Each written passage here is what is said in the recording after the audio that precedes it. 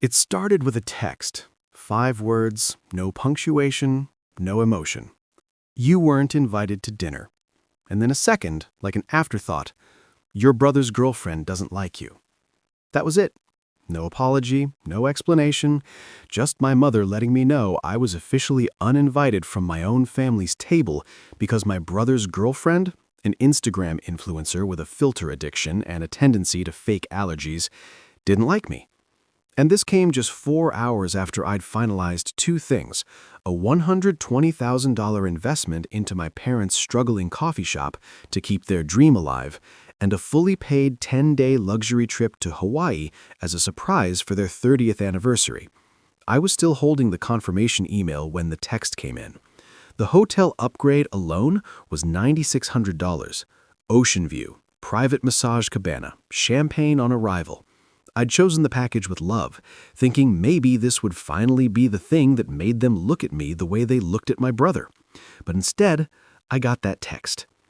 I stared at the screen for a long time, my thumb hovering over the reply button. I had a lot I wanted to say, but I just typed, "Okay." That was it. No more words. Just a quiet, "Okay," from the kid who always showed up, always paid up, always forgave. And then I went to war. Let's rewind a second. I'm the oldest, the forgotten one, the utility son. My brother Nathan, he's the golden boy, the baby, the miracle child they weren't expecting. And by miracle, I mean the freeloading man-child who's failed at 5 different business ventures, wrecked 2 cars I paid for, and somehow still gets treated like he invented gravity. Our family dynamic is simple. Nathan dreams, I pay. He crashes, I clean. He lies, they believe. I breathe wrong, and I'm the problem. At 23, I was already working 2 jobs and sending money home, just until things get better. At 26, I co-signed the cafe loan that no bank would touch. At 28, I paid off their second mortgage because my mom couldn't sleep with so much debt hanging over her. Meanwhile, Nathan bought NFTs and started a podcast called Crypto Vibes Only. But sure, his girlfriend doesn't like me. Maybe it's because I called out her pyramid scheme protein powders at Christmas, or maybe because I didn't fawn over her story about manifesting a Prada bag. But either way, my mom took her side. And this wasn't the first time I'd been excluded. It was just the first time they had the audacity to text me about it directly. The worst part? I hadn't even told them yet that I cut my own honeymoon short to fund their cafe's tax crisis. I'd been married for 2 months. My wife was asleep in our hotel room in Barcelona while I was on the phone with their accountant, wiring emergency money like it was Monopoly cash. She never complained. She just said, "They're your parents, I get it." But now she was sitting across from me, silent, watching my jaw clench around my "okay" reply. She didn't say a word, just slid her hand over mine and whispered, "You don't have to keep doing this." And something cracked inside me. Not loud, not explosive, just cracked. I walked into my office, sat down at my computer, and opened up my banking dashboard. There it was, the $120,000 wire from last week. Still pending, but reversible. I canceled it. Next, the Hawaii trip. Flights, hotel, excursions, canceled. I even called the Dolphin Tour Agency and told them my family had decided to swim with sharks instead. Then I opened a folder labeled Family Support on my drive. 157 receipts, years of payments, every grocery run, every mortgage top-up, every doctor bill I paid as a gift, neatly filed. I deleted them all. And then I blocked their numbers. This wasn't a tantrum. This wasn't revenge. It was the end of a transaction, because that's all I ever was to them, a transaction, until now. 2 days passed before the silence broke. That's how long it took before my dad called. Not to ask if I was okay, not to check in, just to say, "Why did the cafe payment bounce?" That was it. Not, "Hey, are you sick?" Not, "We're worried about you." Not even a damn hello. Just full-on panic mode because the bills didn't magically pay themselves like usual. I didn't answer. I let it go to... She followed it up with a text. "Are you mad because of the dinner thing? Don't be dramatic." Dramatic? That was rich, coming from the woman who once fake cried when Nathan got a speeding ticket because he's just under so much pressure all the time. Let me make something clear. I wasn't mad about the dinner. I was mad about everything that led up to the dinner. The dinner was just the final straw poking the ribs of a camel that had already been dead for a while. Let's talk about Nathan for a second. Nathan's first car, a brand new Mustang. He crashed it within a month. Claimed it was a weird curve. Insurance called it texting and speeding. My parents said, it's just a lesson. My first car, a hand-me-down Honda with 190,000 miles and a passenger window that wouldn't roll down. I fixed it myself with YouTube videos and duct tape. Nathan's college tuition, paid in full despite switching majors 4 times. Mine, I worked night shifts and graduated with $58,000 in debt. Nathan's birthday party last year, a rooftop rented out downtown, champagne tower, string quartet, a little freaking ice sculpture of his initials. My last birthday, my mom sent me a picture of a cake she baked for Nathan, just in case I wanted to see it. But sure, I'm dramatic. After I canceled all the payments and blocked their numbers, I expected the guilt to show up, that old familiar tightness in my chest, the shame that always followed when I dared to say no. But it didn't come. Instead, I felt still, like a machine powering down after years of running on fumes. I went for a walk with my wife that night. Didn't say much, just held her hand. We walked past the bistro we had our first date in. It was quiet, glowing inside, the smell of garlic and wine in the air. She looked at me and said, "You seem lighter." And I said, "I feel like I'm finally standing still in a storm that isn't mine." The next morning, they turned to my aunt, and Vicky is the designated flying monkey of the family. She's the one who sends screenshots when someone posts concerning things on social media. She once called me in a panic because I liked a tweet that said, sometimes cutting off toxic family is self-care. She texted me, "Your parents are really hurt. Your mom is crying. You should call them." I replied, she wasn't crying when she uninvited me to dinner. She didn't respond. I started getting calls from blocked numbers, then one from the cafe's landline. I let them all go to voicemail. My dad left one that said, "I don't know what kind of game you're playing, but the gas bill is past due and the vendors are calling. You better fix this." Not, "Can you help fix this?" Like I broke something by stopping the flow of money. That's the moment it really hit me. Not just a gut punch, but a cold realization that sat deep in my bones. They didn't love me. They loved the version of me that was useful, that paid, that stayed quiet, that apologized when I didn't do anything wrong. The real me, the one who wanted to be heard, to be included, to be treated like a son and not a financial safety net, that version was inconvenient. And then came the kicker, a text from Nathan himself. "Bro, WTF did you do? Mom and Dad are freaking out. They said you're threatening them financially or something. You need to chill and stop acting like a victim." I stared at the message, read it 5 times. Then I wrote back, "You can Venmo them the gas bill. I'm retired." No reply. I smiled. That night, I opened a document on my laptop and titled it Receipts. I started writing everything down, not just the transactions, the moments. Every time I paid, every time I showed up, every time they didn't. Because this wasn't revenge anymore. It was a record. I didn't want to forget. And one day when they tried to rewrite the story, I'd have the real version ready to go. And this time, I'd be the narrator. 3 days into the blackout, my mom showed up at my office. I'd never seen her there before, not once. Not when I launched the business, not when I signed the lease on my new floor, not even when we landed our biggest client last year. For a moment, I didn't know what to do. Part of me wanted to hide. Another part wanted to walk down and tell her to leave. I did neither. I walked to the elevator, slow and steady, heart pounding like it knew something big was about to happen. When I stepped into the lobby, she stood up like she was in a scene from a soap opera. "Oh, good, you are alive," she said, sarcastic smile and everything. "I wasn't aware there was a search party," I replied flatly. She blinked, took off her sunglasses. "Mason, what is going on? Why are you doing this to us?" Us? Not what happened, not "Are you okay?" Not even "I'm sorry." Just straight to the victim script. I walked her into the small side conference room, neutral territory, and shut the door. "You canceled everything," she said. "The utilities, the trip, you even reversed the cafe transfer. Your father is beside himself." "Good," I said. "Mason?" I sat down across from her, calm, measured. You want to talk? Let's talk. Why was I uninvited to dinner? Her expression faltered. What? The dinner? The one you said I wasn't invited to? Because Nathan's girlfriend doesn't like me. She crossed her arms. That wasn't personal. You know how sensitive Brittany is. She said you make her feel judged. I do judge pyramid schemes. Yes, she sighed. We just didn't want tension. It was supposed to be a calm evening. Right, I said. A calm evening funded by the person you excluded. Silence. She tried again. Mason, we didn't mean to hurt you. You just didn't care if you did. The silence grew louder. Then she switched tactics. Her voice softened. Her eyes did the fake shimmer thing she'd perfected when she wanted something.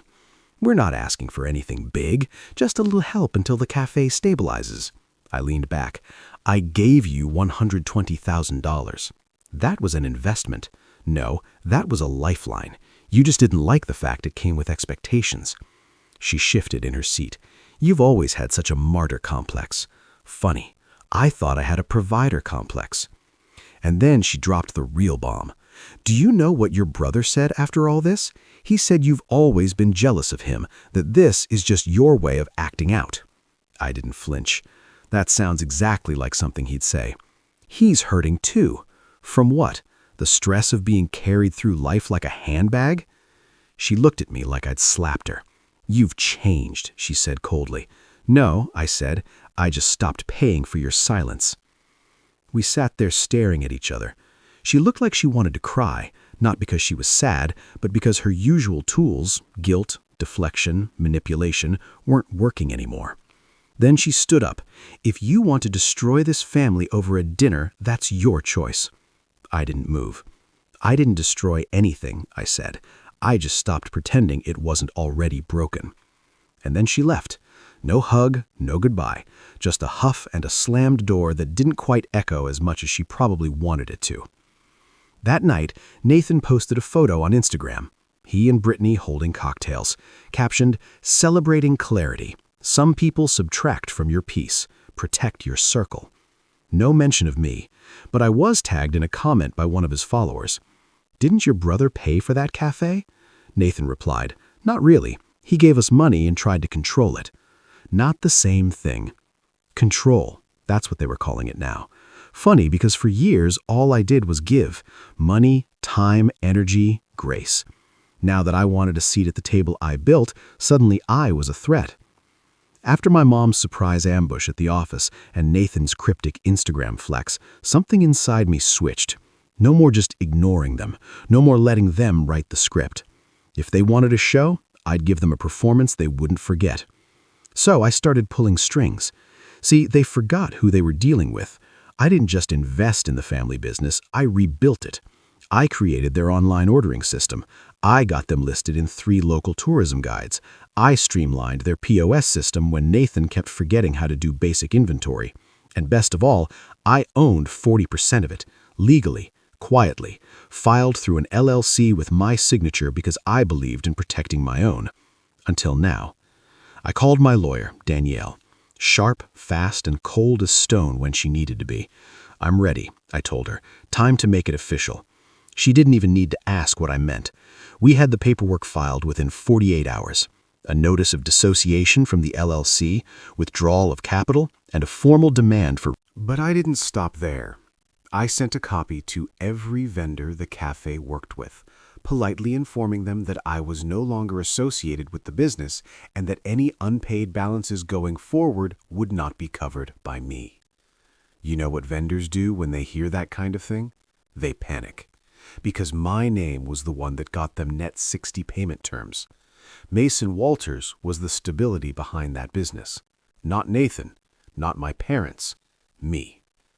Within a day, the cafe's espresso supplier paused all deliveries. Their paper goods rep reached out asking if we should freeze the account until clarity is reached. And their POS subscription? That was under my email. Click. Canceled. By Thursday morning, the cracks were already showing. A mutual friend texted me, "Yo, did you pull out of your parents' business? Nathan's blowing up in group chat saying you tanked the cafe." I didn't reply. But I did upload something to my personal Instagram, a rare move since I barely post. It was a photo of my office window, skyline in view, my wedding band slightly visible as I held a mug that said, "Nobody's backup plan." The caption? Reminder, just because you kept them afloat doesn't mean they won't act like you're the reason they're drowning. No tags, no names, just truth. The post blew up. Quiet likes from people I hadn't heard from in months, former classmates, business contacts, even a couple of my dad's friends who once praised me behind closed doors, but never publicly. It was a ripple, and they felt it. That night, I got a text from an unknown number. "Wow, that post. Real classy. Hope you're proud of burning down your own family." I saved the number under "Probably Nathan." Didn't reply. Instead, I opened the folder I'd started, my receipts file, and added a new section, public gaslighting. Screenshots, voicemails, dates, transaction history. Not because I wanted revenge, but because people like them rewrite history unless you have it written down in ink.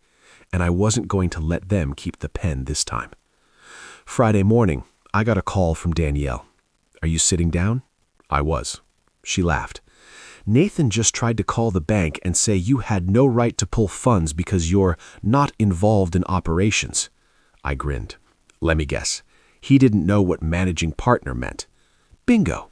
Apparently he got so frustrated he hung up and told the banker, "My brother's ruining my legacy." His legacy. The cafe I funded, branded, and rescued 3 times. His legacy. I sat in my office for a long time that morning, not because I was sad, but because I was finally feeling the weird, unsettling calm of freedom. The cords were cut, and the fallout, that was on them now. My wife came into the room with coffee.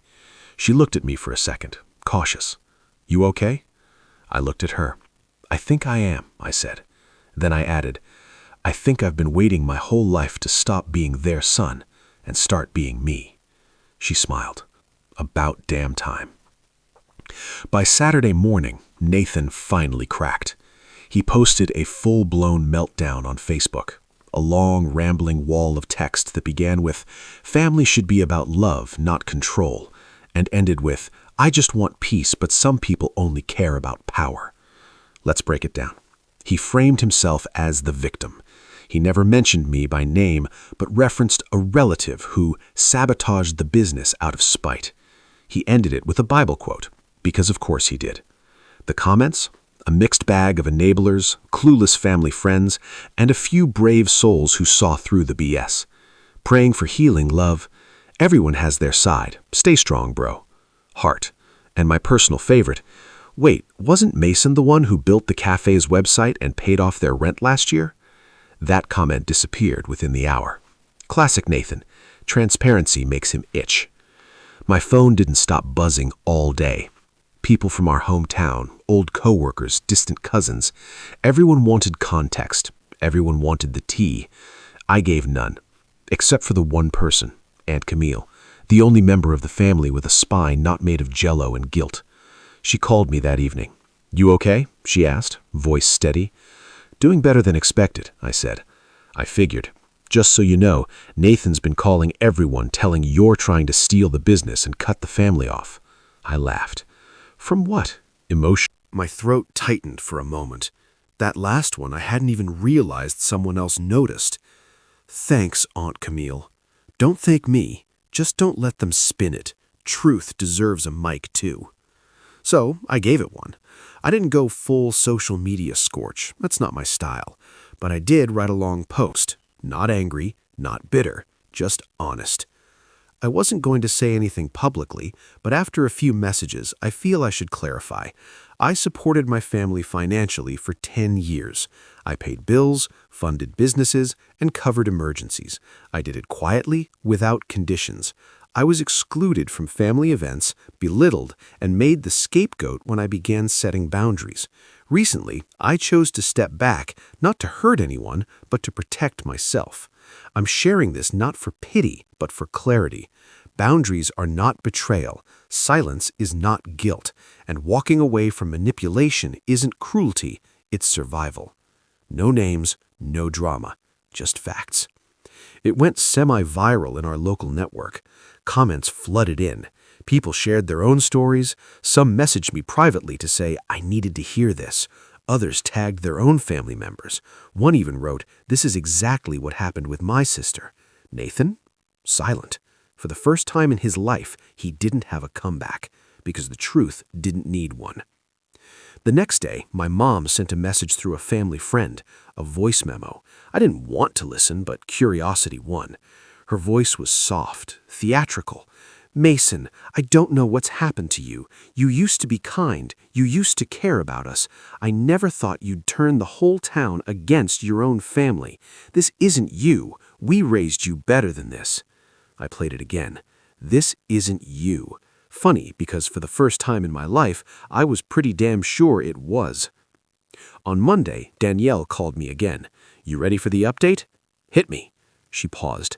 "So, we got the financials, and Nathan's been cooking the books." "What?" "He's been transferring money from the cafe's accounts to a separate consulting firm registered under his name. No employees, no office, just a shell." "How much?" "About $28,000. I sat back in my chair. This wasn't just family drama anymore. This was fraud. Nathan always thought being the fun one would save him.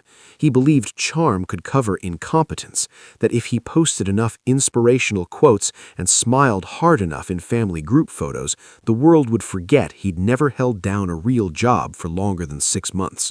But numbers don't lie, and Danielle's report didn't smile. $28,000. That's how much Nathan siphoned out of the cafe under the label consult. 2 days later, I got a message from someone I hadn't spoken to in 10 years, Mr. Jennings, my high school business teacher. Subject line: "Saw your post. Proud of you."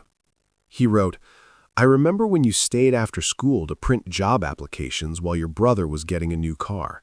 You said you didn't mind. You said, 'He needs more help than I do.' You were wrong.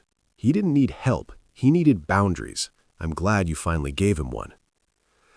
I sat with that email for a long time because it hit something deep.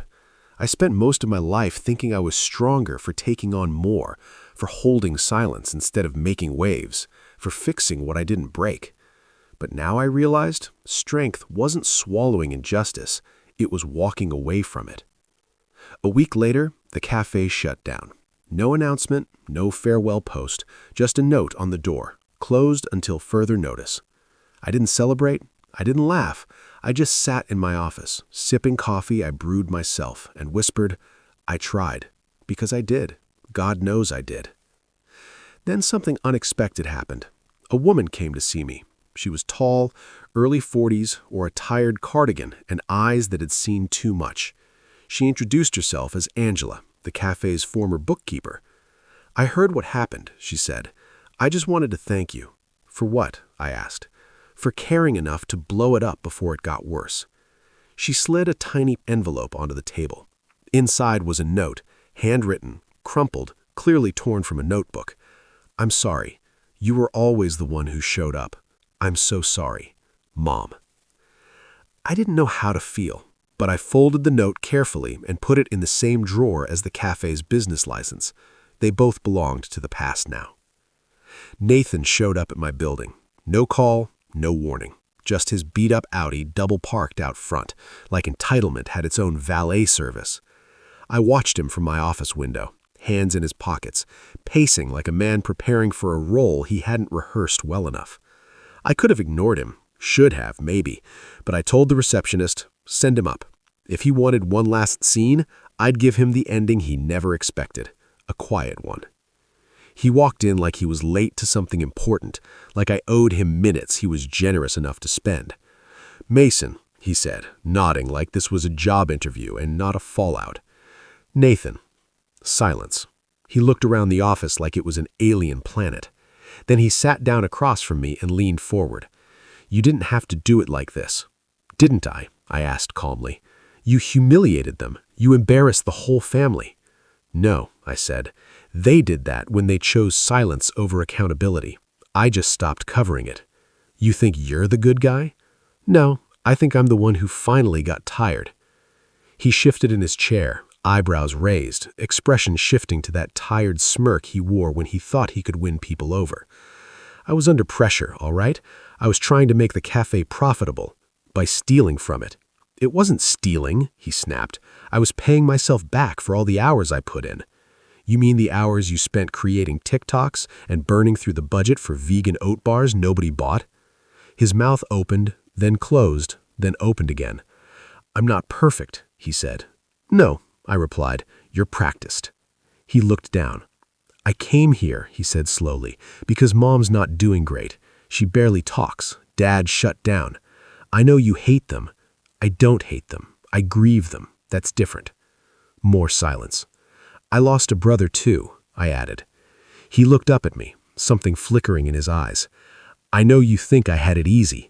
You did, I cut in, and you still do, because even now you're not here to apologize. You're here to make me feel bad for making you feel consequences. He sank into the chair like my words were gravity. You're right, he finally muttered. I screwed up. I leaned forward. And? He hesitated. I don't know how to fix it. You don't fix it, because you're not supposed to. He looked up. I'm not coming back, Nathan.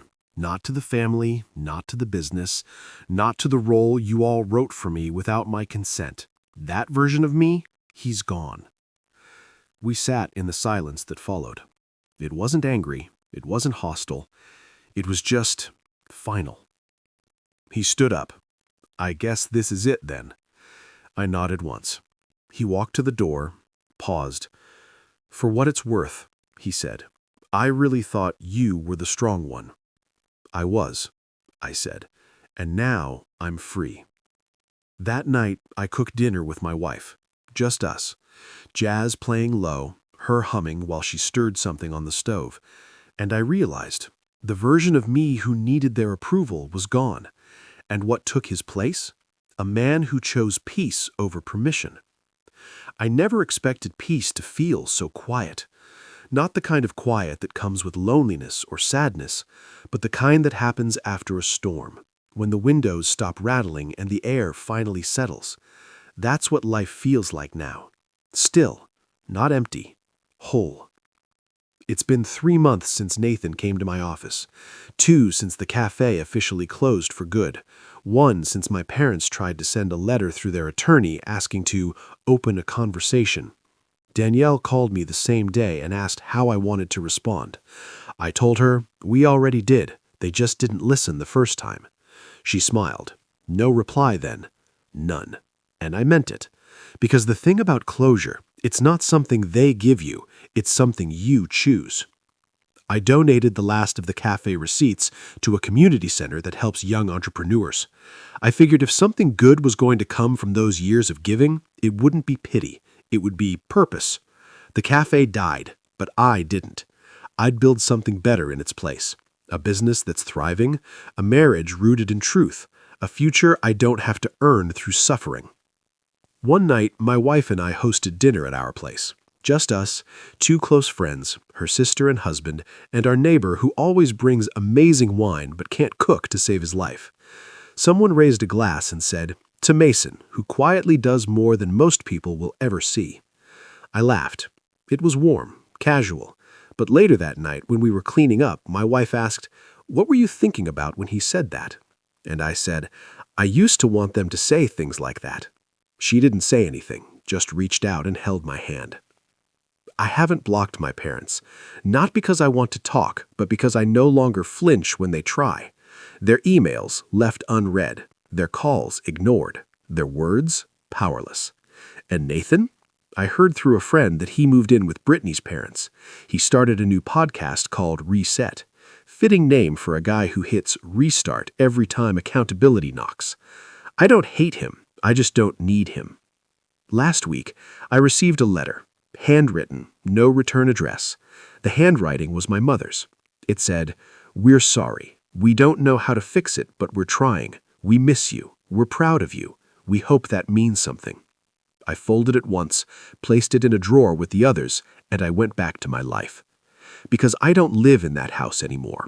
The one where silence meant guilt, where sacrifice was expected, not appreciated, where my worth was measured by how quietly I gave and how quickly I forgave.